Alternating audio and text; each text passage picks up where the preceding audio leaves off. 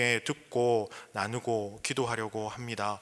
하나님 이 가운데 말씀하여 주시고 함께하여 주시고 주님 이 예배를 홀로 받아 주옵소서. 감사하며 예수님의 이름으로 기도합니다. 아멘. 우리 옆 사람과 함께 인사했으면 좋겠습니다. 예수님의 이름으로 사랑합니다. 예수님의 이름으로 사랑합니다. 오늘 이 섬김이란 주제로요. 요한복음 1장 9절에서 14절 말씀을 가지고 섬김이라는 제목으로 말씀을 전하겠습니다. 여러분, 교회 표어를 기억하십니까? 2020년 온누리교회 표어는요, 항상 성령 안에서 기도합시다입니다. 주보를 볼 때마다요, 이제 교회 표어를 외쳐볼 수 있는 시간이 얼마 남지 않았다라는 생각이 듭니다. 저는 교회 표어를 볼 때마다 2020년 성령 안에서 나는 항상 기도하고 있었는가, 그것을 되돌아보게 됩니다. 여러분들은 어떠십니까? 항상 성령 안에서 기도하고 계십니까? 네. 여러분, 그리고 교회에서는요 153 기도 운동을 지금 하는 가운데 있습니다.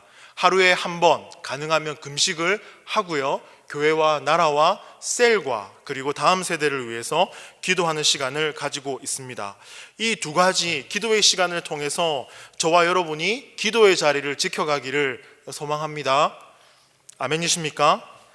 여러분, 이제 2020년도요 얼마 남지 않았습니다. 연말이 되어 갈수록요, 그리고 11월부터 셀과 기관과 부서에서 총회가 열렸다는 소식을 들을 때마다 제 마음속에 기대감과 설레임이 동시에 생깁니다. 왜냐하면 이제 2021년 새롭게 섬기실 리더는 누가 될까? 그 임원은 누구일까? 또 교사는 누가 될까? 그것이 궁금하기도 하고 기대되기도 하기 때문입니다. 여러분, 어떤 분은요 그대로 그것을 유지하는 분도 계실 거고, 또 새롭게 임명되는 분도 있겠죠. 그런데 이전날 제가 대학 청년부를 섬겼던 그 시절로 돌아가 보면요, 이 총회의 분위기는 많이 다른 것 같습니다. 그때는요 선거운동도 했습니다. 그때는요 밥을 사주고 날 찍어줘 라는 말은 못했지만 무언에 밥을 사주면서 그런 표현도 하기도 했습니다. 저 역시 대학 청년부에서 임원에 대한 욕심이 있었습니다. 회장을 한번 해보고 싶다라는 기도 제목도 저에게 있었거든요.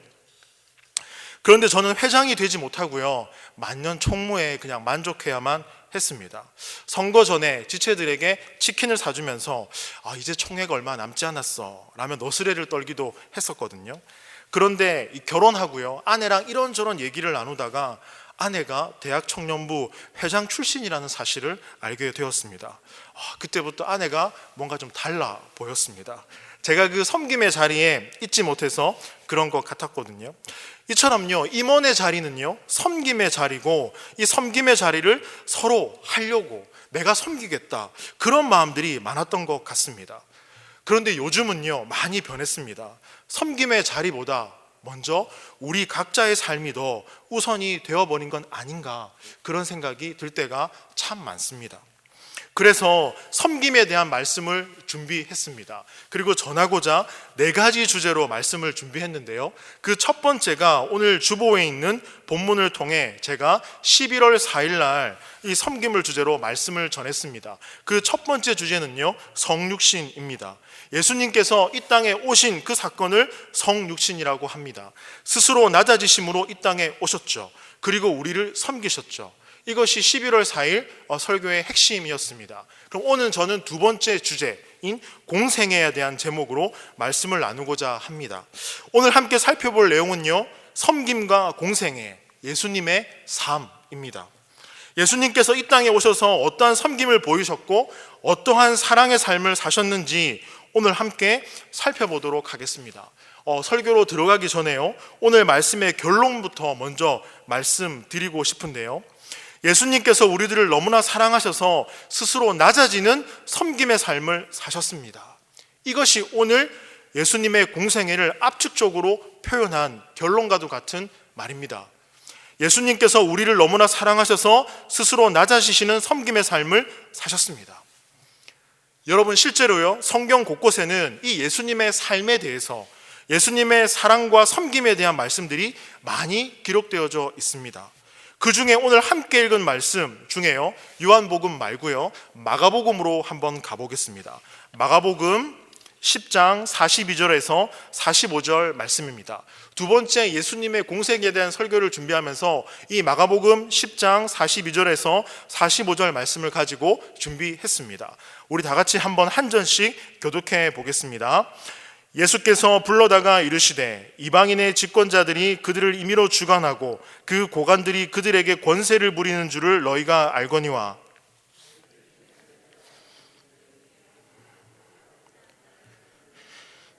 너희 중에 누구든지 으뜸이 되고자 하는 자는 모든 사람의 종이 되어야 하리라. 인자가 온 것은 섬김을 받으려 함이 아니라 도리어 섬기려 하고 자기 목숨을 많은 사람의 대속물로 주려 함이니라. 아멘. 여러분, 예수님의 삶과 예수님의 사랑과 섬김에 대한 말씀 가운데 오늘 함께 읽은 마가복음 10장 45절 말씀은요, 예수님의 섬김에 대해서 아주 잘 표현해주고 있습니다. 우리 다시 한번 읽어보겠습니다. 인자가 온 것은 섬김을 도리어 섬기려 하고 자기 목숨을 많은 사람의 대속물로 주려 함이니라. 아멘.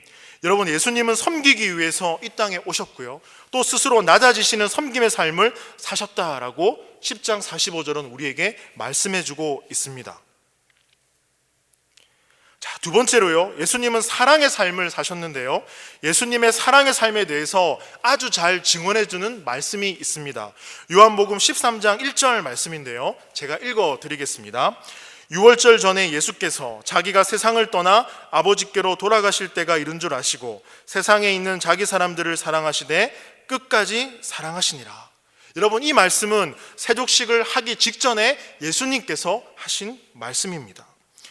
예수님은 인내로, 또 예수님은 기다림으로 제자들을 사랑하셨죠. 또 제자들을 사랑하시되 끝까지 사랑하셨습니다. 저는 지금 방금 읽은 이 두 구절이 이 예수님의 공생의 기간 동안에 예수님의 사랑과 섬김에 대해서 아주 잘 표현해주고 있는 구절이라고 생각합니다. 예수님께서 섬김으로 자신의 사랑을 제자들에게 보여주셨죠. 그리고 사랑하시기 때문에 제자들을 섬기셨는데요, 끝까지 섬기셨다라고 성경은 기록하고 있습니다. 이 말이 참 중요한 것 같습니다. 섬김으로 자신의 사랑을 보여주고 또 사랑하시기 때문에 스스로 낮아지시는 섬김의 삶을 사셨고, 이것이 중요하죠. 여러분, 그렇다면요, 이 섬김의 사전적인 의미는 무엇일까요? 제가 11월 4일 설교 가운데 말씀드린 적이 있는데요, 아랫사람이 윗사람을 공경하여 섬기어 받드는 것, 그것이 섬김입니다.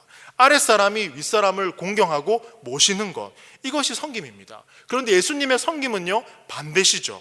거꾸로 섬김이죠. 내리 섬김입니다. 그 조건 없는 예수님의 섬김 가운데는 예수님의 끝까지 사랑하는 그 사랑이 담겨져 있습니다. 자, 그러면요, 우리 섬김의 의미를 조금 더 깊게 살펴보고 넘어가고자 합니다. 구약시대로 돌아가서요, 이 구약시대의 이 섬김에 대해서 네 가지로 말씀드릴 수가 있는데요, 구약시대 때 보편적인 섬김의 네 가지는요, 첫 번째, 주인이나 상전을 위해서 땅을 가는 것, 집안 살림을 하는 것을 섬김으로 봤습니다.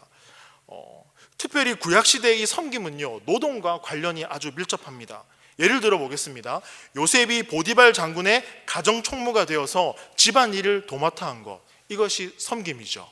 그리고 야곱이 아내를 얻기 위해 외삼촌 라반의 집에서 짐승을 돌봤던 것, 이것이 섬김이죠. 가정 가운데 무엇을 돌보고 살림을 하는 것. 두 번째로 섬김은요, 주인이나 상전의 면전에 서 있는 것입니다. 그냥 이 주인의 면전에 서서 주인이 어떤 명령을 할지를 기다리는 것입니다. 주인이 무엇을 시킬까, 그것을 생각하며 서 있고 대기하는 것, 그것이 섬김입니다. 자, 세 번째로요, 이 섬김은요, 주인이나 상전 앞에서 그냥 걸어 다니는 것입니다. 특별히 무엇을 하고 있는 것은 아닌데요, 주인의 눈치를 살피면서 주인이 뭐가 필요한지를 살피는 것, 그것이 섬김입니다. 여러분들도 이런 경험 있으시죠? 고급 음식점에 가보시면 종업원들이 우리가 말을 하기 전에 알아서 섬겨줍니다. 물이 떨어지면요, 물잔을 채워주죠. 반찬이 떨어지면 알아서 채워주죠. 우리가 이야기하지 않아도 알아서 챙겨줍니다. 그런데요, 일반 음식점을 가면 어떻습니까? 배를 눌러도 오지 않는 경우가 있습니다. 그럼 어떻게 해야 될까요? 호칭이 다 나오죠. 이모, 삼촌, 아저씨, 아줌마, 어이, 저기, 여기요, 막 나오죠. 어떤 식당에는 이렇게 불러도 오지 않는 경우가 있습니다. 그럼 주인 아저씨는 하나의 행동으로 가르쳐 주죠. 저기 보시라고. 손님, 뭐라고 적혀 있습니까? 물과 반찬은 셀프입니다 라고 적혀 있죠. 말을 해야 갖다 주죠. 여러분, 그리고 네 번째 이 섬김은요, 주인이나 상전 앞에서 몸을 깊숙이 숙여서 자신을 낮추는 것, 그래서 상대를 높이는 것, 이것이 섬김입니다. 왕 앞에서 종들이 고개를 늘 숙이고 있잖아요. 그것이 섬김이라는 거죠. 제가 방금 말씀드린 이 네 가지 섬김은요, 구약시대의 보편적인 섬김입니다. 그러면 제가요, 사람과 관련된 섬김을 몇 가지 말씀을 드렸는데요, 이 섬김을 이제 하나님과 연결시켜서 표현해 보겠습니다. 이 섬김을 하나님과 연결시키면요, 조금 표현이 달라집니다. 이 섬김이라는 단어가 하나님과 연결이 될 때는요, 하나님께 제물을 드리는 행위, 이것이 섬김이 되죠. 성소에서 봉사하는 것, 레위인과 제사장들을 보십시오. 섬김이죠. 그리고 왕이 하나님 앞에서 정직하고 진실하게 국정일을 수행하는 것, 이것도 섬김이죠. 그리고 선지자들이 하나님의 말씀을 잘 듣고 백성들에게 잘 전하는 것, 이것도 섬김이죠. 그리고 하나님만 예배하는 것, 하나님 앞에 엎드리는 것, 하나님께 나가는 것, 이것이 또한 섬김이죠. 저는 오늘 섬김이라는 주제로 말씀을 준비하면서요, 한 가지 깨달은 사실이 있습니다. 그것이 무엇이냐면, 우리 모든 인간은 섬김의 사람이다 라는 사실입니다. 여러분, 그 대상만 다르지 인간은 누구나 어떤 대상을 섬기고 있다는 것입니다. 하나님을 모르는 사람들도요, 사람을 섬기죠. 또 세상을 섬깁니다. 자기가 추구하는 가치와 이상을 섬깁니다. 물질을 섬기죠. 자기에게 즐거움을 주는 유익들을 섬기죠. 또 하나님을 섬기는 저와 여러분들은 어떻습니까? 하나님을 섬기고 하나님을 예배하죠. 또 하나님 앞에 엎드리고 하나님 앞에 나가죠. 그렇다면 여러분들은요, 신앙생활 하시면서 또 사회생활을 하시면서 또 가정과 직장과 학교, 기타 여러 가지 공동체 속에서 살아가시면서 선택하고 결정하셔야 될 것이 있습니다. 그것이 무엇이냐면, 내가 하나님을 믿는 사람으로서 어떤 대상을 섬기고 있는가, 그것을 선택해야 되고 결정해야 됩니다. 그렇지 않으면 세상 사람들과 똑같은 사람이 되고 맙니다. 여러분, 세상을 섬길 것인지 아니면 하나님을 섬길 것인지 선택하고 결정하셔야 됩니다. 왜냐하면 그 선택이 우리들의 삶의 방향을 결정하기 때문입니다. 여러분, 삶은 여정입니다. 특별히 성도의 삶은요, 하나님을 찾고 아는 데 있습니다. 그것이 기초가 되어야 될 줄 믿습니다. 여러분, 그리고요, 이 부부가 결혼해서 아기가 태어났을 때 이 아기를 어떻게 양육해 갈까 믿음으로, 그리고 결혼을 앞두고 있는 예비 부모가 있거나, 그리고 나이를 불문하고 죽음의 순간을 마주할 때, 그리고 삶의 위기가 찾아올 때 사람들은 대부분 깊은 생각에 빠집니다. 여러분, 일상이라는 이 쳇바퀴에 매여 있다가, 그 바쁨에 매여 있다가 그런 순간이 찾아오면 일상에서 벗어나 스스로에게 사람은 질문을 던집니다. 어떤 질문을 던질까요? 세 가지로 압축해 보겠습니다. 첫 번째, 나는 무엇을 위해 살고 있는가? 두 번째, 나는 하나님 안에 바로 서 있는가? 세 번째, 이 인생의 위기를 나는 어떻게 헤쳐나갈 것인가? 그래서요, 우리는 이 삶의 방향을 잘 선택해야 됩니다. 여기서 오늘 예배하는 분들, 손을 한번 이렇게 올리셔서 표현해 주십시오. 여러분은 하나님을 섬기고 계십니까? 아멘. 한 분 손 안 드셨습니다. 아니면 세상을 섬기고 계십니까? 부끄러우셨겠죠. 맞습니다. 이것이 우리의 인생을 결정합니다. 누구를 선택하고 누구를 기준으로 삼고 살아가는가. 그래서 우리는, 성도는요, 늘 끊임없이 자신에게 묻습니다. 나는 무엇을 위해 살고 있는가? 나는 하나님 안에 바로 서 있는가? 여러분, 그러면요, 이 신구약 시대를 통틀어서 섬김의 의미는요, 다음과 같습니다. 종이 상전 앞에서 시중을 드는 것, 낮은 사람이 높은 사람 앞에서 시중을 들고 섬기는 것, 이것이 섬김이죠. 제자가 스승을 받들어 섬기는 것, 일반 백성이 권력자를 존중하고 그 명령에 순종하는 것, 그것이 섬김입니다. 그런데요, 예수님은 이 시대의 가치와 통념과 일반적인 상식을 깨시고요, 스승이신 예수님이 제자들을 섬기셨습니다. 여러분, 제자들 앞에서 몸을 굽히고 허리를 숙이고요, 제자들의 발을 닦아 주셨습니다. 거꾸로 섬김. 당시 종이나 노예들이 하는 행동이었습니다. 무거운 짐을 지는 거 노예들이 하는 거죠. 종이기 때문에요, 노예이기 때문에 억울한 일을 누구에게 말할 수도 없습니다. 왜 그렇습니까? 종이고 노예이기 때문입니다. 그런데 만왕의 왕께서 죄의 종된 모습으로 저와 여러분을 위해 십자가의 짐을 지셨습니다. 종이 아니신데, 짐을 질 필요가 없는데 예수님이 이 십자가의 짐을 짊어지셨습니다. 이걸 다르게 표현해 보면요, 예수님께서 십자가를 참으셨습니다 라고 표현할 수도 있습니다. 여러분, 복음송 중에 십자가를 참으신이라는 복음송이 있습니다. 제가 가사를 한번 읽어드리겠습니다. 잘 들어보십시오. 십자가를 참으신 어린 양 예수, 내 죄 씻어주시고 구속하셨네.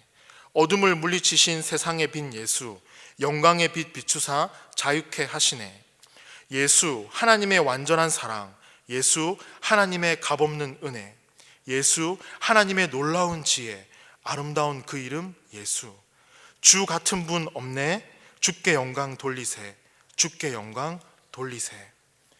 예수, 하나님의 완전한 사랑, 예수, 하나님의 값없는 은혜, 예수, 하나님의 놀라운 지혜, 아름다운 그 이름 예수. 아름다운 그 이름 예수. 아름다운 그 이름 예수.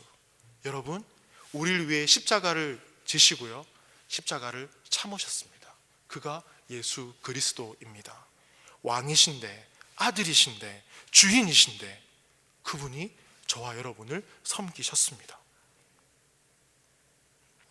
그래서 저와 여러분은 지금 구원을 선물로 받고요, 그 은혜를 누리고 살아가고 있죠. 믿으십니까? 독일의 신학자이자 목사인 보네퍼 목사님은요, 그의 책 가운데 신도의 공동생활이라는 책 4장에서요, 섬김에 대해서 4가지를 이렇게 말합니다. 첫 번째, 온유와 섬김. 섬김 이전에 먼저 낮아지는 것을 배워야 한다는 것입니다. 그러나 이 낮아지는 것을 배우기란 쉽지가 않습니다. 그러나 여러분, 이 낮아지는 이 방법을 간접적인 방법으로 배울 수 있는 시간이 우리 온누리교회 모임 시간 가운데 있습니다. 그 시간은 어느 시간일까요? 주일입니다. 오후 5시입니다. 아무도 못 맞추십니까? 바로 주일 오후 5시에 이 3층 아브라함홀에서 있는 셀리더 모임 시간입니다. 이 셀리더 모임 시간을 인도하시는 분은 담임 목사님이십니다. 목사님께서 예수님을 인격적으로 만나셨던 그 이야기, 그리고 인도자로서, 섬김이로서, 리더로서 어떤 마음을 가지고 복음을 전해야 하는지, 셀을 어떻게 섬겨야 되는지, 셀은 무엇인지, 그리고 복음이 무엇이고 구원이 무엇인지 정확하고 선명하게 배울 수 있는 시간입니다. 그리고 낮아지는 삶은 어떤 삶인지, 그래서 여러분, 셀 인도자가 아니더라도, 이 섬김이가 아니더라도 주일 오후 5시 이곳에 와서 그 이야기를 듣게 되시면 낮아지는 방법을 간접적으로 배울 수 있습니다. 그 마음은 무엇일까?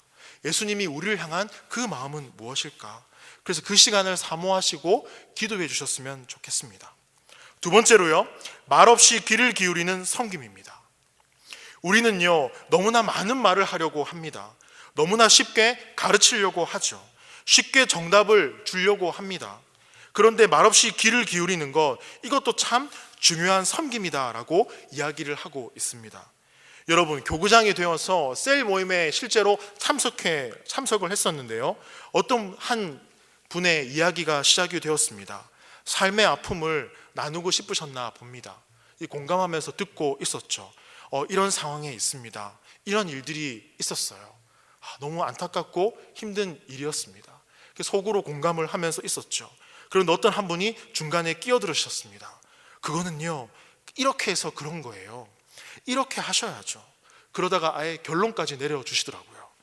기도하지 않으셔서 그렇죠. 기도하시면 됩니다. 그렇게 끼어들었던 이분의 이 권면이 위로가 되었을까요? 순간 셀 모임은 어색해졌습니다. 그것을 어떻게 수습해야 될까? 교구장인 제가 수습을 할 수 있을까? 하나님께 기도했습니다. 그런 경우도 있지요 라고 넘어갔습니다. 여러분, 우리는요 이 질문에, 어떤 질문에 대한 정답을 주어야 할 것 같은 강박관념을 늘 가지고 있는 것 같습니다. 여러분, 어떤 분의 삶의 고민에 대한 결론을 우리가 내릴 수 있습니까? 우리가 내리지 못합니다. 공감하고 격려해주고 말없이 상대방의 이야기를 끝까지 듣는 것에서 그 사람의 삶을 이해하게 됩니다. 여러분, 상대방의 삶의 이야기에 귀를 기울일 때 우리는 비로소 한 사람을 알게 되고요, 그 사람의 인생이 보입니다. 그리고 그 사람과 함께하는 주님의 모습이 보입니다. 그래서 우리는 위로하고 격려해 줄 수 있죠. 한 사람을 이해한다는 것은요 어렵고 많은 시간을 필요로 합니다. 그러나 이것이 참 중요한 섬김이라는 사실을 잊지 마시기를 바랍니다. 세 번째로요, 돕는 섬김입니다. 필요한 자에게 필요한 것을 주는 것, 이것도 굉장히 중요한 섬김이죠. 저희 사랑부에서요 2월 미얀마 단기 선교를 준비하고 있었습니다. 그리고 미얀마 선교를 좀 돕기 위해서 바자회를 교회에서 열었거든요. 그런데 코로나 때문에 이 미얀마 단기 선교가 연기가 되었습니다. 연기되다가 결국 취소가 되었거든요. 근데 수익금은 그대로 통장에 있었습니다. 이 수익금을 어떻게 할까, 어떻게 쓰는 것이 현명한 방법일까, 이 사랑부 식구들과 함께 기도하고 준비하고 의견을 모았습니다. 그래, 미얀마 선교사님께 보내드리자, 귀한 곳에 쓰이도록. 그래서 이 의견을 모아 담임 목사님께 말씀을 드렸습니다. 담임 목사님께서도 좋은 의견이다라고 말씀해 주셨고요, 그 수익금을 미얀마 선교사님께 보내드렸습니다. 소중한 곳에 잘 쓰겠습니다, 감사합니다 말씀해 주셨거든요. 여러분, 돕는 섬김 역시 중요합니다. 여러분, 보네퍼 목사님은 네 번째로요, 서로 짊어지는 것, 그것이 섬김이다라고 말씀합니다. 주님께서 사랑하는 제자들의 짐을 지셨죠. 이것이 바로 섬김입니다. 여러분들은 공동체에서 만난 지체들을 위해 이 지체들의 이 짐을, 삶의 무거운 짐을 나눠 지실 준비가 되셨습니까? 공동체 형제 자매들을 위해서 언제든지 지갑을 열어서 사용할 준비가 되셨습니까? 그러니까요, 한마디로 이 예수님의 삶 자체가 보네퍼 목사님이 말한 이 네 가지, 이 섬김의 삶이었다는 것입니다. 온유한 섬김, 돕는 섬김, 경청의 섬김, 짐을 지는 섬김, 이 네 가지 모두를 다 갖고 있었던 게 바로 예수님의 섬김이셨습니다. 오늘 본문에서는요, 예수님은 제자들에게 왜 섬김에 대해서 그런 말씀하시는 걸까요? 오늘 함께 읽진 않았지만 마가복음 10장 32절에서 34절 말씀을 한번 다 같이 한 목소리로 읽어보겠습니다. 마가복음 10장 32절에서 34절 말씀 같이 한번 읽어보겠습니다. 시작. 예루살렘으로 올라가는 길에 예수께서 그들 앞에 서서 가시는데, 여러분, 마가복음 10장 32절에서 34절 말씀입니다. 마가복음 10장 32절에서 34절 말씀, 신약 성경 72쪽입니다. 같이 한번 읽겠습니다. 시작. 예루살렘으로 올라가는 길에 예수께서 그들 앞에 서서 가시는데 그들이 놀라고 따르는 자들을 두려워하더라. 이에 다시 12 제자를 데리시고 자기가 당할 일을 말씀하여 이르시되, 보라, 우리가 예루살렘에 올라가노니 인자가 대제사장들과 서기관들에게 넘겨지매 그들이 죽이기로 결의하고 이방인들에게 넘겨주겠고 그들은 능욕하며 침뱉으며 채찍질하고 죽일 것이나 그는 3일 만에 살아나리라 하시니라. 여러분, 이 말씀을 조금 더 현장성 있게요, 메시지 성경으로 읽어드리겠습니다. 이 마가복음 10장 31절에서 34절 말씀은요, 예수님이 자신의 죽음을 예고하신 말씀입니다. 우리는 지금 예루살렘으로 올라가는 길이다. 그곳에 가면 인자는 종교 지도자와 학자들에게 넘겨질 것이다. 그들은 인자에게 사형을 선고할 것이다. 그리고 인자를 로마 사람들에게 넘겨주어 조롱하고 침뱉고 고문하고 죽일 것이다. 이 마가복음 10장 32절에서 34절 말씀을 보면요, 예수님은 자신의 이 죽음에 대해서 제자들에게 예고합니다. 그렇다면 정말 제자들이 정신이 제대로 박혀 있다면, 상식이 있는 사람이라면 스승이 죽음을 예고하는 그 앞에서 가슴 아파하는 게 당연한 일이지 않습니까? 내가 이제 죽을지도 모른다라고 얘기하는데, 그런데요, 예수님의 제자들 중에서 아주 약삭빠르고 계산적인 두 인물이 있었으니 야고보와 요한입니다. 그들이 어떻게 얘기하는지 아십니까? 예수님이 죽음을 얘기하고 있는데 마가복음 10장 37절을 한번 보시면요, 여짜오되 주의 영광 중에서 우리를 하나는 주의 우편에 하나는 좌편에 앉게 하여 주옵소서. 야고보와 요한은요, 이제 주님이 죽으실 수 있다는 이야기를 듣고 난 후에, 주님, 저희 아시죠? 저는 주님의 오른팔, 이쪽은 주님의 왼팔입니다. 예수님, 그러니 자신의 영광을 구합니다. 우리가 구할 것이 있으니 들어주십시오 라고 말합니다. 여러분, 그런데요, 예수님은 이 야고보와 요한의 속내와 이 장깨를 모르셨을까요? 모르시지 않죠. 알죠. 야고보와 요한이 선수쳐서 이와 같은 말을 했다는 것을 제자들이 듣게 됩니다. 나머지 제자들이 듣고 또 뭐라 했을까요? 마가복음 10장 41절을 보십시오. 열 제자가 듣고 야고보와 요한에 대하여 화를 내거늘, 말씀에 보면 화를 내거늘이라고 되어 있습니다. 저는 이것을 슬픔이 동반된 분노라고 생각합니다. 나머지 제자들은요, 이 야고보와 요한이 예수님의 이 죽음의 예고 앞에 자기의 원하는 것을 구하는 장면을 보고 슬픔에 잠겼다고 생각되어집니다. 어떻게 같은 식구인데, 같은 공동체인데 저렇게 제자라고 하면서 자기 자신만 생각할까? 스승이 이제 돌아가시겠다고 하는데 어떻게 이기적인 이야기들만 하고 저렇게 생각하고 말할 수 있을까? 여러분, 저렇게 뼛속까지 철저하게 이기적일까? 살다 보면 이런 사람들을 만나게 되죠. 뼛속까지 이기적인 사람들이 있더라고요.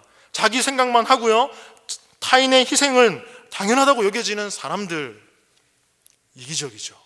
그런데 같은 식구입니다. 같은 식구 안에 있습니다. 같은 공동체 안에 있습니다. 여러분, 슬픔이 밀려오죠. 저는 이 본문을 보면서 저 스스로도 슬픔이 밀려오더라고요. 그런데 이 슬픔은 곧 분노로 바뀌죠. 야고보와 요한은 도대체 생각이 있는 사람들일까요? 그런데 야고보와 요한을 정죄했던 나머지 제자들도 비난할 자격이 없죠.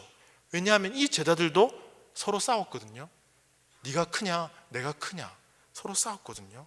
여러분, 예수님의 제자들의 마음에 높아지고 싶은 욕망이, 예수님의 제자들의 마음에 높아지고 싶었던 그 욕망이 있죠. 인정받고 칭찬받고 그런 마음들이 다 있었습니다. 예수님은요, 스승을 이용해서 한몫 차지하려고 하는 이 야고보와 요한뿐만 아니라 그 야고보와 요한을 정죄하고 비난하는 제자들에게요, 오늘 이렇게 말씀하시는 것 같습니다. 오늘 본문을 통해서요, 세상에서 갑질하는 사람들이 부러우냐? 작은 권력을 움켜쥐고 그 자리에서 사람들을 부리는 사람들 부러우냐? 자기가 올라가기 위해서 남을 짓밟고 누군가를 모함하는 그 거짓된 인생이 부러우냐라고 말씀하시는 것 같습니다. 10장 42절에서 45절 말씀입니다. 여러분, 저는 그래서 동일하게 여러분들에게 이런 질문을 하고 싶습니다. 우리는 원하고 바라는 기도의 제목들이 있습니다. 여러분의 자녀들이 좋은 대학에 가기를 원하십니까? 좋은 곳에 취직하고요, 높은 연봉을 받고요, 승진하고 성공하기를 바라십니까? 잘 되기를 바라십니까? 결혼을 앞둔 예비 부부들을 보면요, 이 각자의 가정에서 조건을 따지는 집안들을 보게 되는 경우가 있습니다. 여러분, 조건이 먼저입니까? 믿음이 먼저입니까? 삶의 모습이 먼저입니까? 우리는요, 기준이 없는 것처럼 살아가는 것 같습니다. 여러분, 높아지고 성공하고 인정받고 싶은 제자들에게 주님은 이렇게 물어보시는 것 같습니다. 너희들 그들의 삶이 부러우냐? 그러면서 주님은 제자들에게 이렇게 말씀하시죠. 우리 그렇게 살지 말자. 우리 세상에서 사람들이 높아지고 하는 그런 이기적인 목표나 야망을 가진 사람처럼 우리 그렇게 살지 말자. 작은 권력을 움켜쥐고 인간의 양심을 저버리고 타인의 희생을 당연히 여기고 자기의 유익만을 따지는 그런 인생을 좀 살지 말자. 예수님의 제자의 이름으로 산다면, 성도로 살아간다면 제발 그렇게 살지 말자라고 말씀하시는 것 같습니다. 그러나 우리는요, 야고보와 요한과 똑같습니다. 주님이 죽음을 예고하는데도 우리의 필요를 묻고 얘기하는 것 같습니다. 그게 우리의 삶이지 않을까, 솔직하게 그런 생각이 들어지더라고요. 그런데 주님은요, 제자들에게 새로운 삶 그리고 변화된 삶을 요청하십니다. 43절, 마가복음 10장 43절 44절 말씀을 다 같이 한번 읽어보겠습니다. 시작. 너희 중에는 그렇지 않을지니 너희 중에 누구든지 크고자 하는 자는 너희를 섬기는 자가 되고 너희 중에 누구든지 으뜸이 되고자 하는 자는 모든 사람의 종이 되어야 하리라. 이런 말씀입니다. 너희가 만약 하나님의 나라에 속한 자라면 이렇게 살아야 한다. 너희가 하나님의 나라를 꿈꾸는 사람이라면 이렇게 살아야 된다. 너희가 정말 그리스도의 제자라면, 너희가 정말 성도라면, 하나님의 나라를 꿈꾸고 소망한다면, 부활의 그 주님을 바라본다면 이렇게 살아야 된다. 섬기며 살아야 된다라고 말씀해 줍니다. 여러분, 섬기며 사시기를 바랍니다. 옆 사람에게 한번 인사해 보겠습니다. 섬기며 삽시다. 눈도장을 한번 찍어 주십시오. 섬기며 삽시다. 여러분, 이 눈도장 찍으신 분의 얼굴을 기억하십시오. 섬김의 삶을 살아가고 있는지 증인이 되어 주시기를 바랍니다. 저는 김윤숙 권사님과 눈이 마주쳤습니다. 서로 끝까지 점검하겠습니다. 여러분, 그런 모습이 보이지 않을 때 섬김의 삶을 사십시오 라고 옆에 가서 조용히 말씀해 주시기를 바랍니다. 여러분, 주님의 말씀은요, 올라가지 말라는 말이 아닙니다. 올라가더라도 올라간 그 자리에서 섬김의 자리가 되어야 된다라고 말씀합니다. 여러분, 그런데 이 섬김이 쉬울까요? 어렵습니다. 쉽지 않습니다. 내가 섬겨야지, 섬기는 사람이 되어야지 결단한다고 섬김의 사람이 되지 않습니다. 여러분, 우리의 삶을 잘 들여다보면요, 우리는 입만 열면 비교를 좋아합니다. 험담하죠. 누군가를 판단하죠. 정죄하죠. 불평하죠. 그리고 은근히 자신의 자랑을 하죠. 드러내고요. 오늘 44절의 말씀처럼 으뜸이 되려고 하죠. 섬기겠다고 결단했는데 나의 모습 속에서 이런 모습들이 나옵니다. 그럴 때마다 또 좌절하고 절망하죠. 그리고 회개가 아닌 후회를 합니다. 회개는 돌아서는 겁니다. 후회는요, 돌아섰다가 다시 뒤를 돌아보는 것입니다. 여러분, 주님은요, 제자들과 우리들의 연약함을 너무나 잘 알고 계십니다. 그래서 그 연약함을 너무나 잘 알고 계셔서 이렇게 주님은 말씀하십니다. 45절 보십시오. 주님께서 오신 이유, 섬기려 하고. 주님이 뭐라고 하십니까? 연약한 우리들에게 나는 이 땅에 섬기려고 왔다. 나는 섬기려고 왔다. 이 말씀을 달리 표현하면 이렇게 됩니다. 너희들에게 섬김이 무엇인지 본을 보여주겠다. 섬김의 길을 내가 먼저 갈 테니 너희들은 그 길을 따라오렴. 이렇게 말씀하십니다. 여러분, 주님은 공생의 기간 동안 사랑과 섬김의 삶을 사셨습니다. 섬김의 본을 보여주시고요, 우리로 하여금 이 섬김의 삶으로 초대하십니다. 섬김의 길을 가셨던 주님께서 우리로 하여금 섬김의 길에서 나를 따라오라 라고 말씀하시죠. 내가 섬기려고 이 땅 가운데 왔다라고 말씀합니다. 이 말씀이 우리 가운데 들리기를 소원합니다. 여러분, 말씀을 이제 좀 정리하고자 합니다. 여러분, 제자들 안에는요, 인정받고 성공하고 싶은 마음이 있었죠. 그리고 우리들도 그러한 마음들이 다 있습니다. 잘 되고 싶은 마음들 다 있지 않습니까? 제자들 안에는요, 이 세상의 가치와 통념으로 인정받고 성공하고 싶은 마음들이 분명히 있었습니다.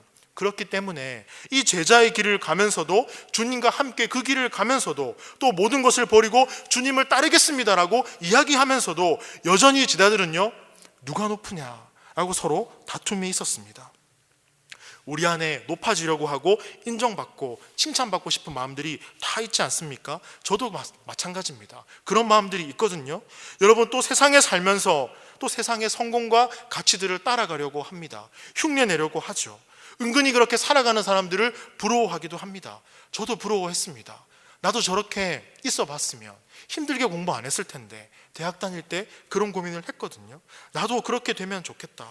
그런데 주님은요, 사랑하는 제자들에게, 우리들에게 이렇게 요청하십니다. 너희가 만약 하나님의 나라를 소망한다면 이렇게 살자. 너희가 만약 하나님 나라를 꿈꾸고 하나님 나라를 원하고 너희가 제자라면, 성도라면 우리 이렇게 살자라고 말씀하십니다. 바로 섬기며 살자라고 말씀하십니다. 사랑하는 주님께서 섬김의 삶을 보여주셨습니다. 섬김의 그 길을 먼저 가셨습니다. 그리고 우리에게 따라오라라고 말씀하시죠. 제가 온누리 교회에서 청소년부를 맡았을 때요, 우리 교사 선생님들에게 요구했던 8가지가 있습니다. 주님이 가신 섬김의 길 함께 가주십시오라고 청소년 매뉴얼에요 8가지 사항이 있습니다. 첫 번째, 청소년부 교사 선생님, 청소년부 학생들과 예배를 위해 마음 다해 기도하셨습니까? 두 번째, 주중 학생들에게 문자톡 전화 신방을 하셨습니까? 세 번째, 셀 모임을 성실히 준비하셨습니까? 네 번째, 규칙적인 영적 생활을 유지하셨습니까? 기도, 큐티, 말씀, 실천, 예배. 교사 모임 지각하지 않고 참석하셨습니까? 목양 보고서 성실하게 작성하셨습니까? 교사 모임 적극 참여하고 계십니까? 그리고 마지막 8번째, 나는 오늘 스스로 우리 반 아이들에게 교사, 멘토, 친구로 사명을 다하셨습니까? 라고 잘 기록되어져 있습니다. 권사님 생각나시죠? 네, 맞습니다. 우리 선생님들에게 이런 교사가 되어 주십시오. 이런 섬김의 본을 보여주십시오. 왜냐하면 아이들은요, 교사가, 교육자가 섬기는 삶을 살지 않으면 따라오지 못합니다. 여러분, 어떻게 내가 그 길을 가지 않았는데 아이들에게 그 길을 가라라고 이야기할 수 있겠습니까? 주님은요, 먼저 섬김의 길을 가셨습니다. 내가 섬기려고 이 땅 가운데 왔다. 너희가 하나님 나라를 꿈꾸고 소망하고 부활의 주인인 부활의 주님, 나를 따른다고 한다면 너희들 이렇게 살지 않고 섬기는 삶의 그 길로 오기를 소망한다. 주님은 우리에게 말씀해 주십니다. 여러분, 주님은요, 전혀 없는 길을 가라고 말씀하시지 않으십니다. 주님이 공생의 기간 동안 보여주신 그 사랑, 그 섬김의 삶에 우리를 초대하십니다. 그리고 말씀하시죠. 하나님 나라를 꿈꾸고 소망하고 그것을 마음에 가지고 있다면, 제자라면, 성도라면 섬기며 살자. 섬기며 살자. 여러분, 그 섬김의 자리로 나가지 않으시겠습니까? 아무도 아멘을 안 하셨습니다. 낮 예배 때도 아멘을 안 하셔서 제가 아멘을 계속 강요하는 그런 교육자의 모습이 그려졌었는데요. 그렇습니다, 여러분. 마음으로 다 아멘 하셨죠. 주님은 먼저 가신 그 길을 따라오라라고 말씀합니다. 그럼 우리는 그 초대에 응하고 따라가면 됩니다. 여러분, 섬김의 그 길을 두려워하지 않고 저와 여러분이 그 주님의 그 길을 따라가기를 소원합니다. 이 말씀 기억하시면서요, 우리 기도했으면 좋겠습니다. 섬김의 그 길을 제가 가려고 합니다. 주님, 끝까지 사랑하는 주님의 모습을 담고 온유와 섬김, 겸손, 사랑으로 주님께 나아갑니다. 우리 이 말씀 기억하시면서 다 같이 한 목소리로 기도하시겠습니다. 사랑하는 주님, 감사합니다. 공생의 삶을 주님 바라봅니다.